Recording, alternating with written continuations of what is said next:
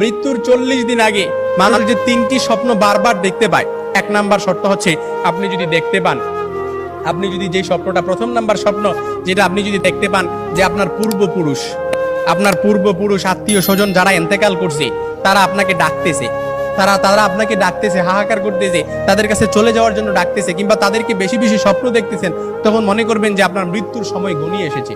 তবে এটাই যে খুব একেবারে বুঝার বিষয় এরকম কিন্তু নয়, কিছু বিষয় রেয়ার থাকতে পারে। তখনই আপনি আল্লাহর কাছে সাহায্য প্রার্থনা করবেন, আল্লাহর কাছে বেশি বেশি ক্ষমা চাইবেন। দ্বিতীয় নাম্বার যে স্বপ্নটা, সেটা হচ্ছে আপনি যদি স্বপ্নে দেখেন যে আপনার বুক থেকে একটা পাখি বের হয়েছে আর এটা ছটফট করতে করতে আসমানের দিকে চলে গেছে, সাইয়েদনা আলী রাদিয়াল্লাহু তাআলা থেকে আসমানের দিকে চলে গেছে, তখন মনে করবেন যে আপনার মৃত্যুর সময় ঘনিয়ে এসেছে।